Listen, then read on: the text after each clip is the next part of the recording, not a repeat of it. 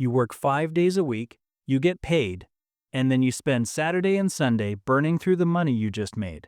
Then Monday comes, and you do it all over again.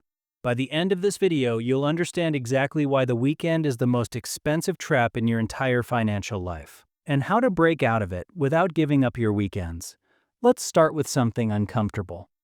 Think about your last paycheck. Now think about what you did last weekend. The brunch, the shopping, the takeout, the random stuff you bought online at midnight because you deserved it. How much of that paycheck is left? If you're being honest, not much. And here's what nobody talks about. You barely remember what you ordered at that restaurant. You already forgot what you bought online. But your bank account remembers everything. This is what I call the weekend trap. And almost everyone is stuck in it without realizing it. Here's how it works. Monday through Friday, you wake up early, you commute, you sit in meetings, you deal with deadlines and emails and coworkers who microwave fish in the break room. By Friday evening, you're exhausted. Not just physically, emotionally drained, mentally fried. So what do? You treat yourself. You go out for drinks.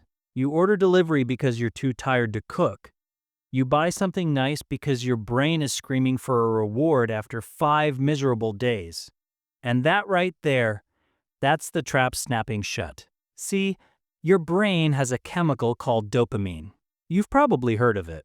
It's the feel-good chemical. And after 5 days of stress, your dopamine levels are in the basement.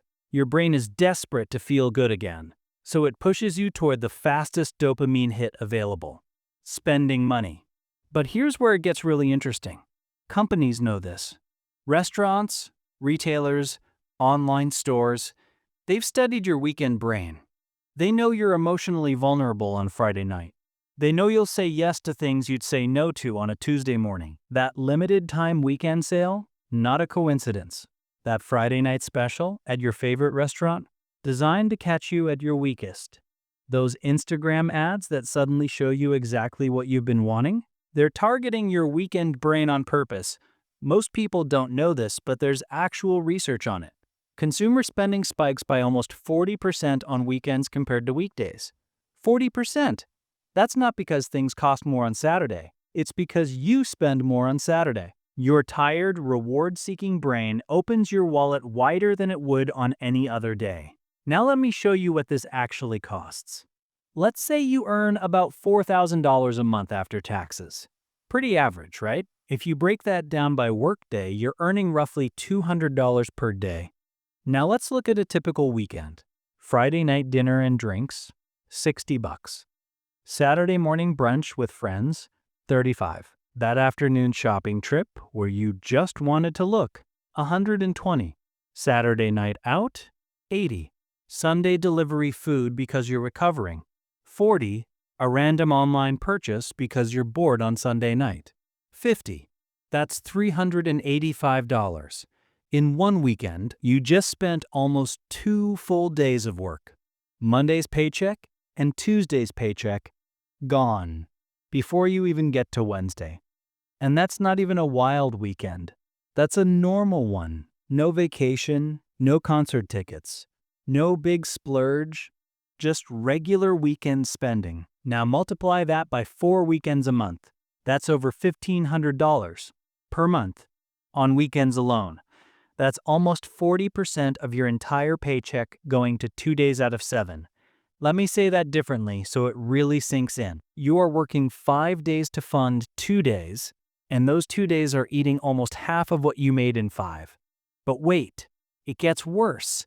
Because the weekend trap doesn't just steal your money, it steals your future. That $1,500 a month, if you invested even half of it, just $750 a month, into a basic index fund earning an average of 8% per year, in 10 years, you'd have almost $140,000. In 20 years, over $440,000. In 30 years, over $1 million. $1 million. That's what your weekends are really costing you. Not $385. $1 million. Because every dollar you spend has a future value. Every dollar you blow on a meal you won't remember is a dollar that could have been working for you, growing, compounding, building something real. And this is the part that really messes with people. You're not even buying happiness. Studies show that the happiness boost from a purchase lasts about 72 hours maximum. Most of the time, it's less than 24. So by Monday morning, you've lost the money and the feeling. You're back to square one. Tired, broke, dreading the week ahead, waiting for next weekend so you can do it all over again. It's a hamster wheel. You run all week to earn. You spend all weekend to feel alive. Then you run again because you're broke. That's not living. That's surviving on a loop. So here's the question nobody asks. Why do weekends cost so much in the first place? And the answer is simpler than you think. Weekends are expensive because your weekdays are miserable. Read that again. Weekends are expensive because your weekdays are miserable. When you hate your Monday through Friday, you need your Saturday and Sunday to be spectacular. You need the fancy dinner to feel like your life isn't just work. You need the shopping spree to give yourself a reason to keep going. You need the dopamine hit because the rest of your week gives you nothing. But here's the turning point. What if your weekdays didn't drain you completely? What if you actually enjoyed parts of your week? Would you still need a $300 weekend to recover? No, you wouldn't. People who enjoy their work, or at least don't despise it, spend dramatically less on weekends because they're not using money as emotional medicine. They don't need to treat themselves because their week doesn't feel like punishment. So the real solution to the weekend trap isn't just budgeting better. It's not about cutting out brunch or never going out again. It's about fixing the root cause. The reason you overspend on weekends is the same reason you're exhausted by Friday. Your week is broken. Now I'm not saying quit your job tomorrow.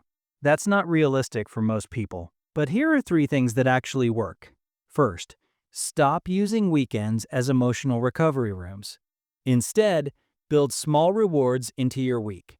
A nice coffee on Wednesday, a walk in the park on Tuesday, a good meal on Thursday. When you spread your dopamine across the week, you don't arrive at Friday running on fumes and desperately throwing money at happiness. Second, track your weekend spending separately. Most people budget monthly, but never look at where the weekend money goes. For just 1 month, write down every single thing you spend on Saturday and Sunday. The number will shock you, and that shock alone will change your behavior. You can't fix what you can't see. Third, give your weekends a purpose that isn't spending. This sounds simple, but it's the most powerful shift you can make. Instead of asking where should we eat or what should we buy, ask what should we do.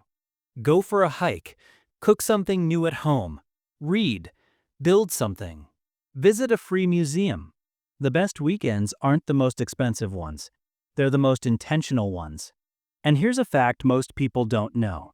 Research on happiness shows that experiences bring more lasting joy than purchases, but free experiences bring almost the same happiness as expensive ones.